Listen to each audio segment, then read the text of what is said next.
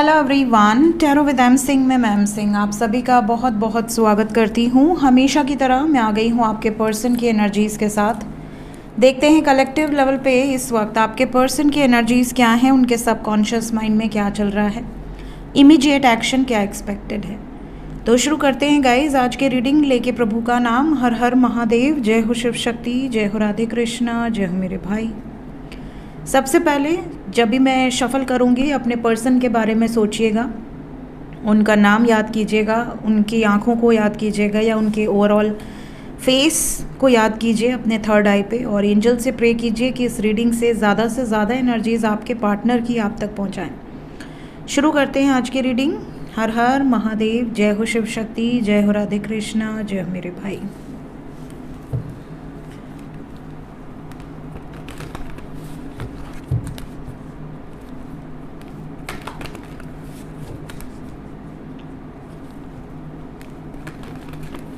पांच card major arcana से,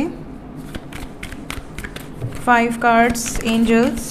wow, पहला ही कार्ड है व्हील ऑफ फॉर्च्यून। कार्ड्स दिख रहे हैं आपको सारे?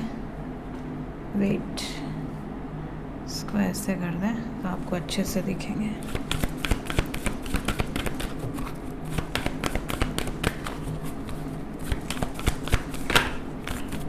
हर हर महादेव, जय हो Shiv Shakti.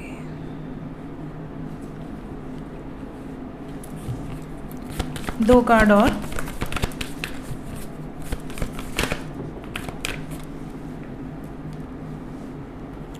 The star. Last card, judgement.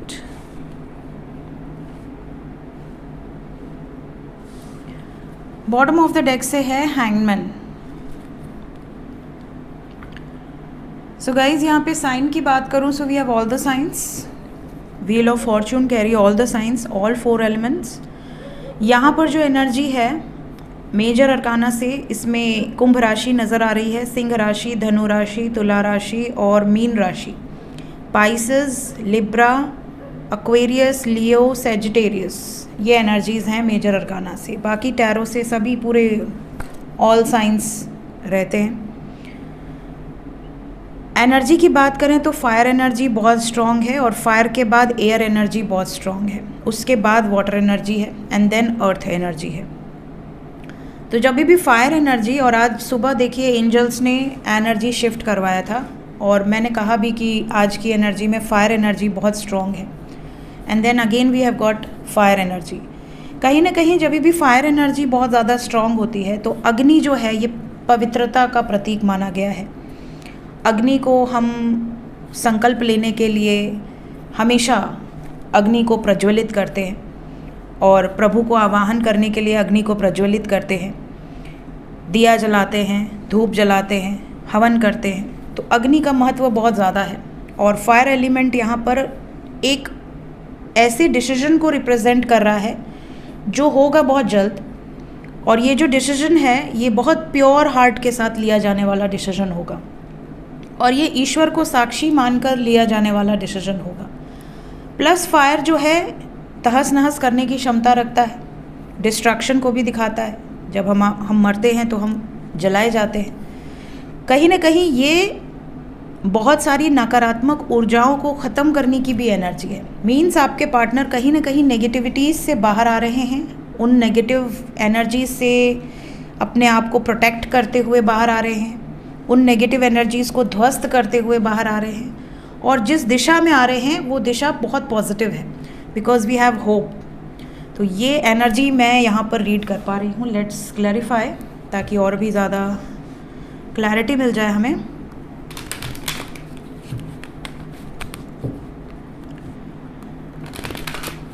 Let's clarify each and every card.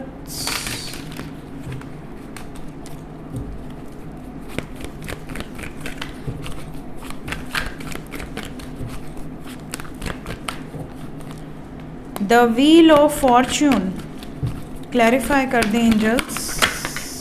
Okay, wheel of fortune को जजमेंट ने क्लैरिफाई किया है।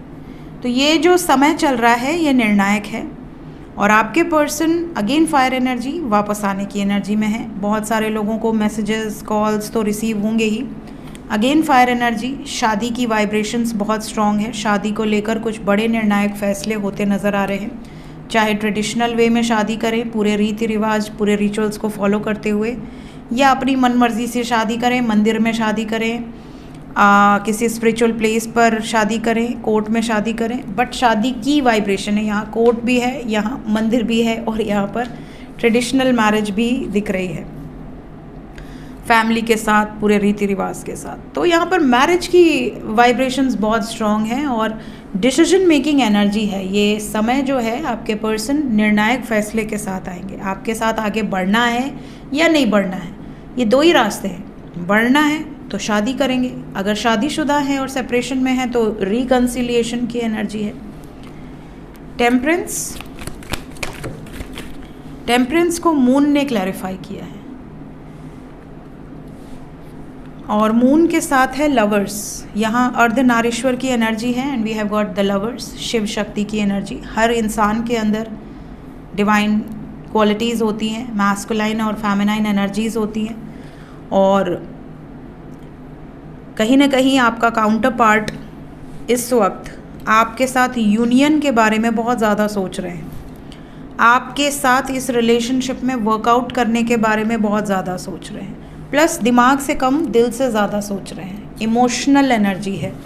आप में से कई लोगों को कोई छोटे जेस्चर्स भी रिसीव होंगे। छोटे जेस्चर्स का मतलब है अपनी तरफ से एक प्रयास ज़रूर करेंगे आपकी एनर्जी चेक करने का। बाकी फिर डिपेंड करता है कि ये प्रयास कितना आगे बढ़ता है।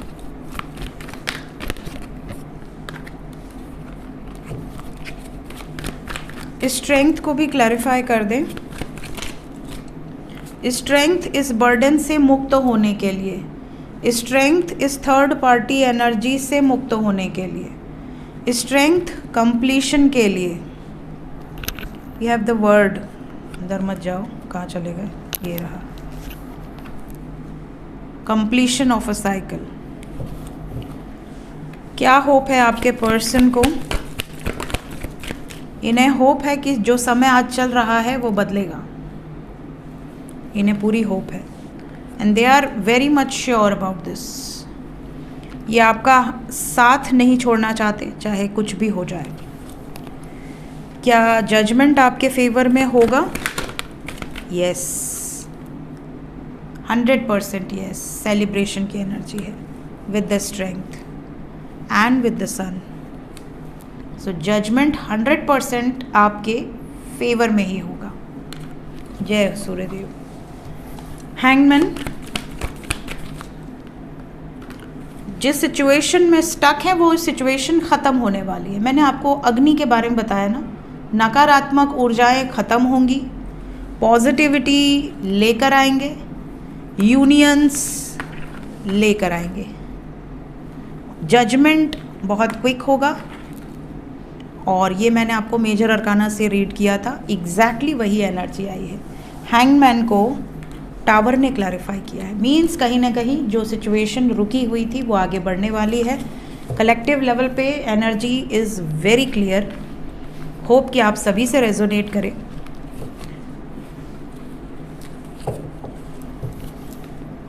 देखते हैं वर्तमान भावनाएं आपके पर्सन की इस वक्त क्या है। जय हो मां शक्ति, जय हो माई।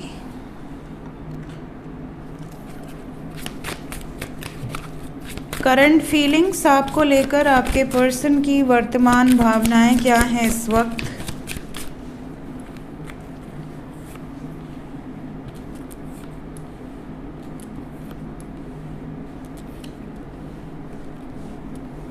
और कोई आना चाहता है?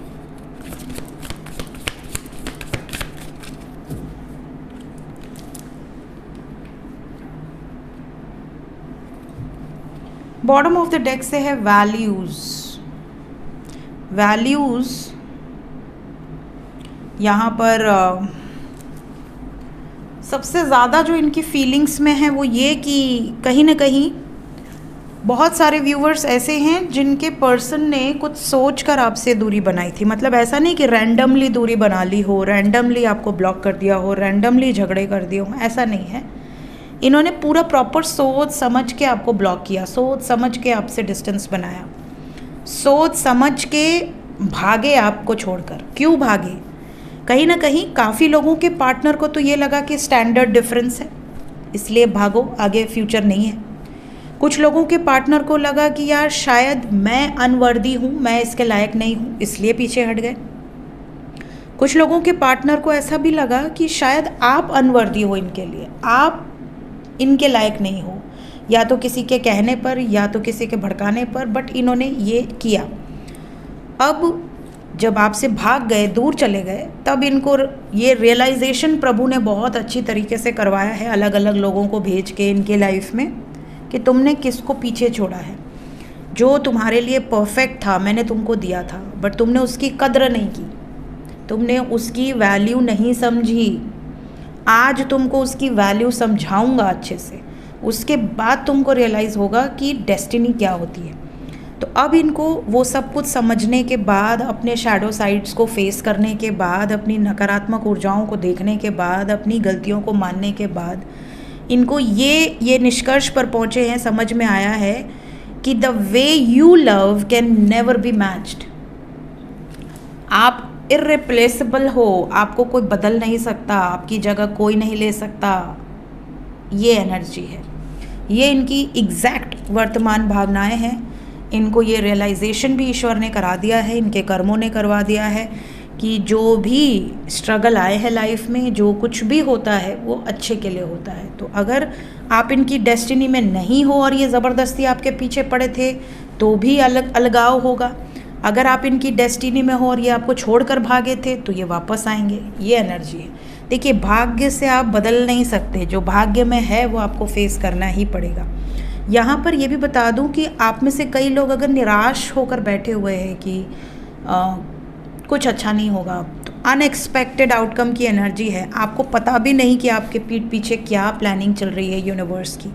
दूसरी चीज़, अगर आपने सब कुछ प्लान किया हुआ है, आप बड़े एक्साइटेड हैं कि अरे अब तो मेरी इंगेजमेंट भी हो गई, अब तो शादी होने वाली है, अनएक्सपेक्टेड आउटकम है। सडनली मैंने देखा है कितनी सारी पर्सनल रीडिंग में लोगों की शादी की डेट फिक्स रही है और लोग रीडिंग लेते हैं कि मैम सब कुछ अच्छे से हो जाएगा ना।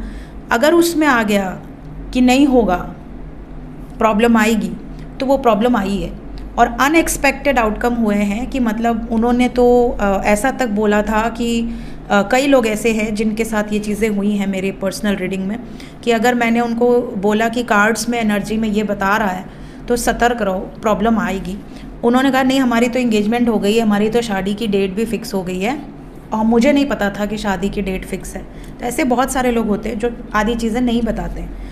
तो हमारा तो सब अच्छा ही होने वाला है। और उसके बाद उन्होंने वापस रीडिंग बुक किया कि मैम सब गड़बड़ हो गया, उसकी फैमिली से या हमारी फैमिली से कुछ ऐसी चीज़ें हो गई कि रिश्ता ही टूट गया। तो ये जो चीज़ें होती हैं, ये अनएक्सपेक्टेड आउटकम, ये डेस्टिन्ड होती हैं, इसको कोई बदल नहीं सकता है। कई लोग ट्रेन के नीचे आके भी बच जाते हैं, कई लोग घर पे सोए सोए भी चले जाते हैं। डिपेंड करता है कि आपकी डेस्टिनी में क्या है। सो कभी भी डेस्टिनी को आप बदल नहीं सकते। हाँ, आप प्रयास कर सकते, प्रेयर्स कर सकते। प्रेयर्स में इतनी शक्ति होती है कि वो आपके भाग्य को बदल दे। आपके भाग्य को वापस लिखने की क्षमता सिर्फ और सिर्फ प्रार्थना में होती है। बाकी यहाँ पर जो दिख रहा है, अगर कोई अपनी भाग्य से पीछे हट रहा है, भाग्य से भाग रहा है, तो भगवान पकड़ के वापस लेकर आएंगे और बहुत कुछ झेला कर वापस लेकर आएंगे। फिर लोग कहते हैं लौट के बुद्धू घर को आया, वो वाली सिचुएशन। तो यहाँ बहुत सारे व्यूवर्स ऐसे हैं जिनके पार्टनर ने उनकी वर्थ को समझा नहीं है, उनको हर्ट किया है, उनको ट्रिगर किया है। अब उनको ये चीज़ें रियलाइज़ हो रही हैं कि भाई मैं तो इसको नहीं बदल सकता या नहीं बदल सकती, मेरी लाइफ में जो लिखा था वो बेस्ट लिखा था, मैं ही मूर्ख था या मैं ही मूर्ख थी जो उन चीज़ों को छोड़ के बाहर भटक रहे थे। समझ रहे हैं? ये वाली एनर्जी यहाँ पर दिख रही है। लेट्स चेक इमीडिएट एक्शन क्या एक्सपेक्टेड है। इमीडिएट एक्शन, जितने लोग नो कांटेक्ट में हैं,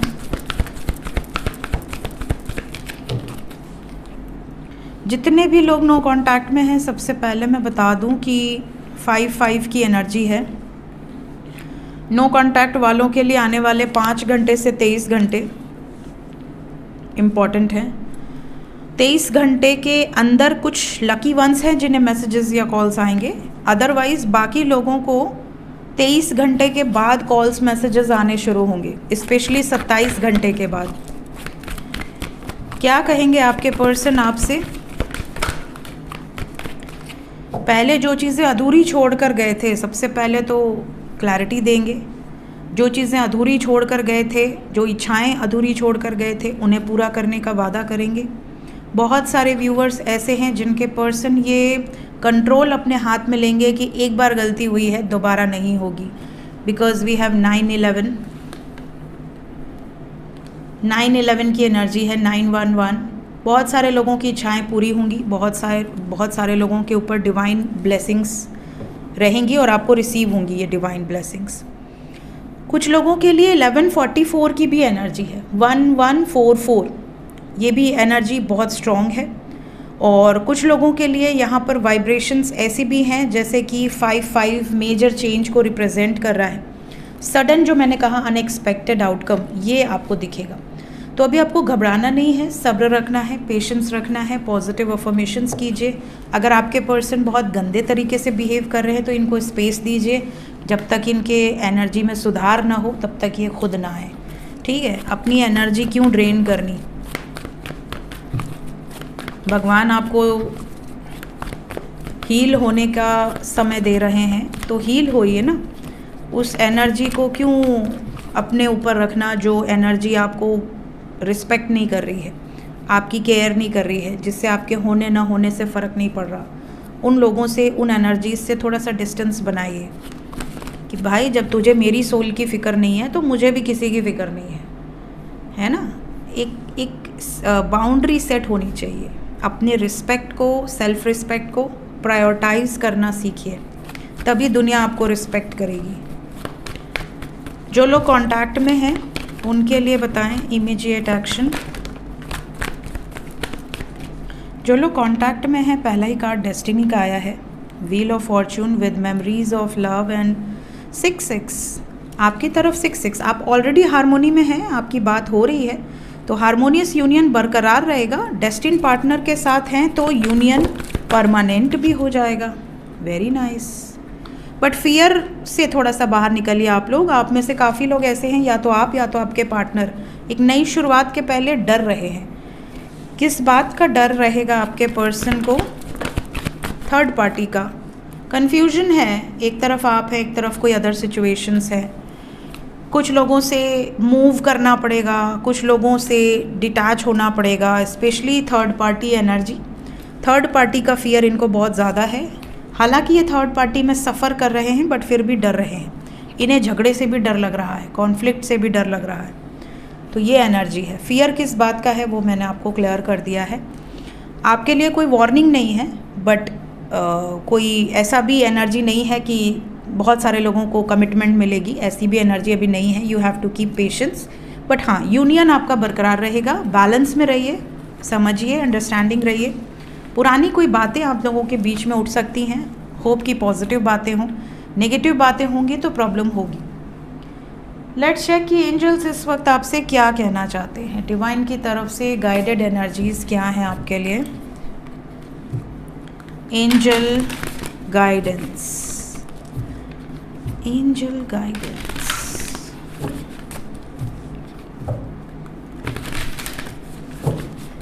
प्लीज़ गाइड करें एंजल्स। इस वक्त मेरे व्यूवर्स के लिए सबसे इम्पॉर्टेंट मैसेज क्या है जो बहुत सारे लोगों को ज़रूरत है? Mode of goodness, determination, okay, gods reciprocation. Bottom of the deck से है leadership. So overall energy is leadership.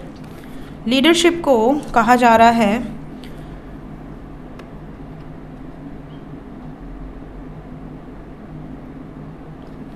देखिए, यहाँ पर आपसे प्रभु ये कहना चाह रहे हैं, ईश्वर की एनर्जीज ये कहना चाह रही हैं कि ऐसे बहुत सारे लोग होते हैं जो आते ही इस धरती पर हैं ताकि वो एक स्टैंडर्ड सेट कर सके। दे आर कॉल्ड लीडर्स, क्योंकि वो एक ऐसे स्टैंडर्ड को सेट करते हैं कि लोग उनको फॉलो करते हैं। लोगों को लगता है कि हाँ ये मेरा आइडल बनने के लायक है, इसके अंदर वो क्वालिटी है कि हमारे पॉइंट ऑफ व्यू इससे मिल रहे हैं और हम इनके पॉइंट ऑफ व्यू से बहुत ज़्यादा हैप्पी फील कर रहे हैं और हमें लगता है कि यही होना चाहिए, तो लोग ऐसे लोगों को फॉलो करते हैं। तो ईश्वर यहाँ पर कह रहे हैं कि लीडरशिप रोल्स उन्हीं को मिलना चाहिए, उन्हीं की एनर्जी में वो क्वालिटी भगवान देकर भेजते हैं जो लोगों को सही रास्ते पर लीड कर सके, जो लोगों को सही रास्ते पर एक स्टैंडर्ड सेट कर सके कि हाँ भाई लोग सही रास्ते पर आगे बढ़े। ये नहीं कि लीडर कोई ऐसा व्यक्ति बन जाए जो खुद भी गड्ढे में गिरे और अपने साथ बाकी लोगों को भी गड्ढे में गिरा दे। तो लीडरशिप के अंदर, जो लीडर्स के अंदर वो लीडरशिप क्वालिटीज़ होनी चाहिए, और वो चोजन वंस होते हैं जो जिनके अंदर वो क्वालिटीज़ बाय बर्थ होती है। और वो जब ग्रुप में छोटे बच्चे के जब बच्चे होते हैं, ग्रुप में भी होंगे तो देखिए कि एक बंदा होता है जो पूरे को लीड करता है ग्रुप को, एक या दो बंदे हार्डली होंगे जो सबको गाइड करते हैं कि भैया ये तुम ये करोगे, तुम वो करोगे, तुम ये करोगे, और सब उसको फॉलो भी करते हैं क्योंकि लोग उनके साथ कंफर्टेबल फील करते हैं। लोगों को उनकी एनर्जी में ऐसा लगता है कि हाँ ये मेरा बुरा नहीं करेगा, या ये इसके रहते हमारे साथ कुछ बुरा नहीं होगा। तो ऐसे लोगों के लिए लीडरशिप की एनर्जी यहाँ पर कही गई है। सेकंड मैसेज आपके लिए है, जब भी कोई अच्छाई आप करते हो ना, जब भी आप कोई अच्छा काम करते हो, अच्छाई करते हो, फिर आपके साथ बुरा ज़रूर होता है, आपके साथ बुरा होगा। आप जितना अच्छा करोगे आपके साथ बुरा होगा, ठीक है। बट ये क्यों होता है? ये इसलिए होता है ताकि आप उसका मज़ा चखो, उस जहर का मज़ा चखो कि आप अच्छा करते जा रहे हो, लोग आपके साथ बुरा करते जा रहे हैं। जैसे भगवान शिव ने हलाहल ग्रहण किया, वो चाहते तो मना कर देते कि जाओ मरो, मुझसे क्या लेना देना, जब किसी को लेना देना नहीं है तो सब मेरे को ही देखना है क्या। बट उन्होंने क्या किया, उन्होंने वो पॉइज़न का भी महत्व समझा दिया, उन्होंने उस जहर का भी, हलाहल का भी मज़ा सिखा दिया। भैया देखो मेरे अंदर वो गुण है कि मैं एक और अच्छाई कर सकता हूँ, हालांकि मुझे पता है कि इसको पी के मैं मर भी सकता हूँ या मर भी सकती हूँ। कोई भी काम आप करते हो, आप किसी का अच्छा करते हो, फिर भी लोग आपके साथ बुरा करते हैं, आपको हर्ट करते हैं, आपके साथ बुरा होता है, तो आपको एक बार मन में ज़रूर ये आता है कि यार इतना अच्छाई करके मतलब क्या है, ठीक है। बट वही इंसान जो भगवान ने आपको क्षमता दी है, और भगवान जब आपका चेक करते हैं, टेस्ट करते हैं, तो वो यही चेक करते हैं कि क्या ये पीछे हट गया, ये अपनी अच्छाई करने से पीछे हट गया, थोड़ा सा जहर इसको क्या मिला, थोड़ा सा इसको मैंने झिलाया, तो ये क्या पीछे हट गया अच्छाई करने से। अगर आप पीछे हट गए तो आप उस टेस्ट में फ़ेल हो जाते हैं, फिर आपका वापस परीक्षा आपको देनी पड़ेगी। जैसे हम एक क्लास में फ़ेल हो जाते हैं, फिर हम नीचे आते हैं, फिर हम उसी क्लास में पढ़ते हैं, देन हम वापस आगे बढ़ते हैं। तो भगवान भी चेक करते हैं, भगवान की परीक्षा कठिन होती है, और जब भगवान परीक्षाएं लेते हैं तो आपको तोड़ देते हैं बिल्कुल। आपको ऐसा फील होगा कि अब आपकी लाइफ में कुछ नहीं बचा, इतनी अच्छाई किया, ज़िंदगी भर किया, कोई मतलब नहीं अच्छाई करने का। इससे अच्छा तो वो लोग हैं जो बुराई कर रहे हैं, जो लोगों को चीट कर रहे हैं, लोगों को हर्ट कर रहे हैं, किसी का पैसा खा रहे हैं, ये लोग ज़्यादा आगे हैं, और हम लोग अच्छे हैं, सीधे हैं, भोले हैं, तो हमारे साथ तो बुराई हो रहा है। नहीं, भगवान आपको टेस्ट करता है, क्योंकि वो अपनी शरण में लेने के पहले, जैसे हम अपने सिक्योरिटी में किसको लेंगे, अगर हमें कल को अपनी सिक्योरिटी के लिए कुछ लोगों को लेना हो या अपने छत्र छाया में किसी को रखना हो, तो हम किसे सेलेक्ट करेंगे? हम ये उसी सेलेक्ट करेंगे जो पहली गोली चले तो हमारे सामने खड़ा हो जाए कि हाँ भाई मैं सिक्योरिटी में हूँ, मेरे से निपट पहले। ऐसा सिक्योरिटी तो हम नहीं चाहेंगे ना कि मतलब कोई गोली चली, कोई प्रॉब्लम हुआ तो पहले सिक्योरिटी भाग गई, है ना, ऐसा तो कोई भी नहीं चाहेगा। वैसे ही प्रभु के जो चोजन वन होते हैं, प्रभु बहुत छांट छांट के चूज़ करते हैं कि मतलब किसके अंदर वो क्षमता है जो मेरे रास्ते पर चल सके, जो मेरे गुणों को नीचे धरती पर बता सके, जो मेरी पावर्स का इस्तेमाल सही तरीके से कर सके। तो वो पहले बहुत चेक करते हैं, पहले बहुत तोड़ते हैं, पहले बहुत हर्ट करते हैं, पहले बहुत ज़्यादा विपत्तियाँ आपके ऊपर फेंकते हैं कि भैया झेलो। अगर आप झेल गए और फिर भी आपने अपनी भक्ति नहीं छोड़ी, अपनी अच्छाई नहीं छोड़ी, तब आपको उसके पॉजिटिव रिजल्ट्स मिलना शुरू होते हैं। वो एनर्जीज़ आपके अंदर से प्रवाहित होंगी, आप जो बोल दो वो हो जाए, जो कर दो वो हो जाए, जो कह दो वो हो जाए, किसी को आशीर्वाद दे दो वो लग जाए, ये चीज़ें होती हैं। वो ऐसी ही नहीं आती है, आपने वो किया है, उसके लिए आपने सहा है, आपने उसके लिए अपनी अच्छाई को छोड़ा नहीं है, सत्यता को छोड़ा नहीं है, तब ये मोड ऑफ गुडनेस वर्क करता है। डिटर्मिनेशन, ये तो आई थिंक 1-2 दिन पहले मैंने इसके बारे में बताया था आपको। कोई भी काम आप करते हैं, चाहे वो आपका मटेरियल लाइफ हो, चाहे वो आपका पर्सनल लाइफ हो, चाहे वो आपका स्पिरिचुअल लाइफ हो, जब तक आप कंसिस्टेंट नहीं रहेंगे, जब तक आप डिटर्मिनेशन के साथ वो कार्य नहीं करेंगे, तब तक उसका परिणाम पॉजिटिव नहीं आएगा। अगर आप रिलेशनशिप को अच्छा रखते हैं तो आपको डिटर्मिन होना होता है, आपको समय देना होता है, आपको एक दूसरे की बातों को सुनना होता है, एक दूसरे के सुख दुख में खड़े होना होता है। अगर आप मटेरियल लाइफ में सक्सेसफुल होना चाहते हैं तो रेगुलर ऑफिस जा रहे हैं, रेगुलर आप बिज़नेस में आप पूरा फोकस कर रहे हैं। ये नहीं कि एक बार आपने सक्सेस अचीव कर ली, फिर आप घर में सोए हैं, आपने सारा काम अपने स्टाफ को दे दिया, आप देखोगे 6 महीने के अंदर उनका बिज़नेस गड़बड़ हो जाएगा, चाहे उनकी नौकरी पे खतरा आ जाएगा। तो कभी भी फॉर ग्रांटेड आप नहीं ले सकते, आपको हमेशा ज़ीरो में रहना है, तभी आप सक्सेसफुल होंगे। ज़ीरो में रहना है का मतलब है कि अपनी बेस को कभी मत भूलिए, आपने किस लेवल से शुरुआत की थी वो आपको हमेशा याद रहना चाहिए। तो आप जब डिटर्मिन्ड रहते हैं, चाहे स्पिरिचुअल लाइफ की भी बात करें, तो कुछ लोग होते हैं शुरू में बड़ा एक्साइटेड होते हैं कि हम तो इनर वर्क करेंगे, हम तो मेडिटेशन करेंगे, हम तो 108 बार माला जपेंगे, हम तो 108 की जो माला होती है उसको हम इतनी बार जपेंगे, 11 बार जपेंगे, 21 बार जपेंगे या 108 बार जपेंगे। कुछ दिन बाद वो इंटरेस्ट लूज़ करते जाते हैं, फिर उनको ऐसा लगता है कि यार 11 बार जपेंगे, फिर उनको लगता है 7 बार जपेंगे, फिर उनको लगता है यार 1 बार ही जप लें, बड़ी बात है। उनको रिजल्ट चाहिए, वो इस इंटेंशन से अगर स्पिरिचुअल लाइफ में आते हैं कि मुझे कुछ अचीव करना है, मुझे कुछ मिल जाए, तो वो गलत कर रहे हैं। स्पिरिचुअल लाइफ में जब आप आते हैं तो आप अपनी स्पिरिट से कनेक्ट करते हैं, स्पिरिट से कनेक्ट करते हैं तो आप अनकंडीशनल लव की एनर्जी में होते हैं। जब आप किसी कंडीशंस के साथ स्पिरिट से कनेक्ट करेंगे तो आप कनेक्ट कर ही नहीं पाएंगे। तो कुछ लोग वहाँ पर लूज़ कर जाते हैं, फिर मैसेजेस आते हैं, ऑडियोज़ आते हैं कि हम मेडिटेशन कर रहे थे मैम, पिछले 1 हफ्ते से हमारा मेडिटेशन में मन ही नहीं लग रहा। ठीक है, तो हम तो बहुत स्पिरिचुअल हैं, हम तो नॉनवेज नहीं खाते, हम तो ये नहीं करते, हम तो प्याज लहसुन भी नहीं खाते, लेकिन हम मेडिटेशन क्यों नहीं कर पा रहे? क्यों मेडिटेशन आपको परेशान कर रहा है? क्योंकि कहीं ना कहीं आप डिटर्मिन्ड नहीं हो। आप अगर किसी इंटेंशन के साथ कुछ मैनिफेस्ट करना चाहते हो तो पहली बात, बहुत लॉजिकल मत रहिए, काउंटिंग्स पे मत जाइए।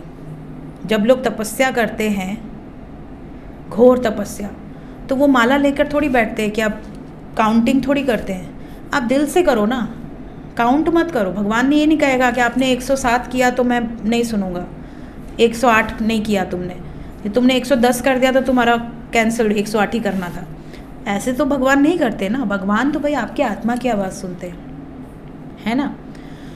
तो अपने आत्मा से डिटर्मिन्ड रहो, चाहे आप कोई भी कार्य करो। आप कर्म ही पूजा है। अगर आप जब बिजनेस कर रहे हैं या जब आप जॉब पे टाइम दे रहे हैं तो वो भी तो कर्म है, वो भी तो पूजा है। आप किसके लिए कर रहे हैं? आप अपने लिए सिर्फ नहीं कर रहे, आप अपने परिवार के लिए कर रहे हैं, अपने बड़े बुजुर्गों को सिक्योर करने के लिए कर रहे हैं, अपने बच्चों को सिक्योर करने के लिए कर रहे हैं। तो ये भी एक पूजा है। लेकिन आप जो भी काम कीजिए वो डिटर्मिनेशन से कीजिए, है ना। और लास्ट है गॉड्स रेसिप्रोकेशन। गॉड्स रेसिप्रोकेशन की एनर्जी आपको यहाँ पर बताना चाहती है कि जिस तरीके से आप गॉड से जुड़ते हैं, प्रभु से जुड़ते हैं, उसी तरीके से वो आपसे जुड़ते हैं। कोई व्यक्ति मंदिर में जाए और मंदिर में जाके बोले कि प्रभु मैं देखिए इतनी दूर से आपके दर्शन करने आया हूँ, बड़ी उम्मीदें लेकर आया हूँ, मेरा ये काम बन जाए तो मैं आपको भोग चढ़ाऊँगा, ठीक, तो भगवान उसको उसी तरीके से ट्रीट करेंगे। कोई जाए मंदिर में और बोले कि प्रभु मेरे घर में ये बहुत बीमार हैं, आप आशीर्वाद दे दो, तो मैं आपको आके ये करूँगा, छत्र चढ़ाऊँगा, चाहे चुंदरी चढ़ाऊँगा, चाहे जो भी करूँगा या करूँगी, तो प्रभु उनको उस हिसाब से रेसिप्रोकेट करेंगे। अब कोई उधर जाए और जाके बोले कि प्रभु आप कैसे हो, है ना, प्रभु आप तो थक जाते होगे ना, आपके ऊपर इतने लोग जल चढ़ाते हैं, आपका सर नहीं दुखने लगता है ना, तो आपको प्रभु फिर कैसे रेसिप्रोकेट करेंगे? फिर वो आपको उसी तरीके से रेसिप्रोकेट, क्योंकि आप उनसे मिलने गए हो, आप उनके घर गए हो, उनके स्थान पर गए हो, आप उनका हाल चाल पूछ रहे हो, आप उनसे मिल रहे हो, आप उनको देख रहे हो, उनको कोई कष्ट तो नहीं है, तो भगवान उस तरीके से रेसिप्रोकेट करते हैं। और इसका एक बहुत परफेक्ट एग्जाम्पल है जो मैं अपने मिस्टिकल एक्सपीरियंसेस में बताना चाह रही थी, बट मैं उसमें समय नहीं दे पा रही हूँ, उस वीडियोस में मैं पोस्ट नहीं कर पा रही हूँ। यहाँ पर एक बहुत ही खूबसूरत मंदिर है और महादेव का मंदिर है, और वहाँ पर मैं गई, मुझे इंट्यूशन आई कि मुझे वहाँ जाना है। मैं वहाँ गई, वहाँ पे मंदिर में जो शिवलिंग है उसी में लोग दर्शन करते हैं और पुरवा फेंक देते हैं। तो जब दर्शन करके पुरवा उसी में फेंक दे रहे थे तो मैं गई तो थी दर्शन करने, वहाँ पे बल्कि एक पंडित जी भी थे, तो वो बोल रहे थे अरे तुम इच्छा रखो बेटी, तुम ये मांग लो वो मांग लो। तो मैंने इग्नोर किया, क्योंकि मैं कभी भी किसी मंदिर में कुछ मांगने नहीं जाती हूँ, पहली बात। तो जब मैं वहाँ गई तो मैं दर्शन करने, तो मैं देखी कि प्रभु बड़े कष्ट में हैं। लोग लोटे से जल दे रहे हैं, दूध डाल रहे हैं और लोटा वही फेंक दे रहे हैं। अब भैया मुझे वो देख के रोना आने लगा, तो मैं गई वहाँ पे खोजने लगी कि यहाँ का मेन पंडित कौन है, पहले उसको पकड़ूँ मैं कि कौन है वो पंडित जो ये होने दे रहा है। भैया ऐसा तुम लोग का नहीं चल रहा है, इतने सारे तुम लोग हो, तुम लोग इतना नहीं रोक पा रहे हो कि कोई भगवान के ऊपर लोटा ना फेंके, पुरवा ना फेंके। फिर मुझे बड़ा क्रोध आया, मैं वहाँ गई, 2-4 पंडित थे, उनसे लड़ने उड़ने लगी कि भैया ये गलत बात है, ऐसा आप लोग इसको रोकिए, ये सब बर्दाश्त नहीं हो रहा है। कोई नहीं सुना, अरे ये तो ऊपर से चलता आ रहा है, तो इतने साल से चलता आ रहा है। फिर मैं बड़ी उदास हुई, फिर बल्कि मेरे घर वाले बोले कि जाने दो, तुम बहुत ज़्यादा सोचती हो, इतना नहीं सोचना चाहिए, भगवान देखेंगे। हम कहे हाँ भगवान तो देखेंगे। उसके बाद मैं घर आई, और जिस दिन मैं घर आई उसके नेक्स्ट डे वहाँ से रिलेटेड एक व्यक्ति का मेरे पास पर्सनल रीडिंग आया जो उसी मंदिर से रिलेटेड थे। और उस पर्सनल रीडिंग को जब मैंने देखा तो उन्होंने मुझे बताया भी कि वो वहीं उसी मंदिर से रिलेटेड है। मेरे मन में तुरंत ये आया कि मैं अपनी व्यथा जो है वो उनसे कह दूं कि ये आप कर सकते हो क्या मेरे लिए। उन्होंने कहा बिल्कुल कर सकते हैं, हम कोशिश पूरी करेंगे। फिर मैं उनकी रीडिंग भी की, उनको भेजी, और फिर मैंने भगवान के बारे में ये सोचा कि पापा अब तक बात पहुंच गई। मतलब सोचो कि वो उसी मंदिर से रिलेटेड व्यक्ति का रीडिंग मेरे पास भेजे जिस मंदिर में जाकर 2 दिन पहले मैं रो के आई थी कि प्रभु आप बहुत कष्ट में हैं। ये होता है गॉड्स का रेसिप्रोकेशन, ये इसका एक परफेक्ट एग्जाम्पल है। तो जिस शिद्दत से आप उनसे मिलने जाते हो उसी शिद्दत से वो आपके साथ खड़े होते हैं। कोई किसी के साथ खड़ा है इसका मतलब ये नहीं कि वो उसको दुख नहीं मिलने देगा। अगर भगवान आपके साथ है तो ऐसा नहीं कि मेरी मृत्यु नहीं होगी या मुझे रोग नहीं होंगे, मुझे कष्ट नहीं मिलेगा। अरे मेरे को सब मिलेगा और मैं सब सहने के लिए तैयार हूँ, लेकिन मेरे अंदर वो क्षमता होनी चाहिए कि मैं उसको सह सकूँ, उसको देख सकूँ, और मेरे अंदर वो ज्ञान होना चाहिए, वो विजडम होनी चाहिए कि मैं ये समझ सकूँ कि मेरे साथ ये क्यों हुआ, है ना। तो ये होती है प्रभु की एनर्जी और प्रभु के प्रति अपना लगाव और प्यार। ये नहीं कि भगवान का भक्त है तो भगवान ने ये कैसे होने दिया। अरे क्यों नहीं होने देंगे, जो हमारे कर्म है वो क्या भगवान खा जाएंगे? नहीं खाएंगे। भगवान कर्म नहीं, डिस्काउंट नहीं मिलता भगवान के द्वार पे कि आपको डिस्काउंट मिल जाएगा बिकॉज यू आर माई भक्त, ऐसा नहीं होता। तो ये चीज़ें आपको समझनी होंगी। तो जब आप इन चीज़ों में उतरेंगे, इतने गहरे पानी में उतरेंगे, तो आप अपने आप वो पावर को फील कर पाएंगे जो प्रभु की पावर है। सो ये थी गाइज इस वक्त की एनर्जी रीडिंग। मिलते हैं नेक्स्ट रीडिंग में। Till then take care, bye bye.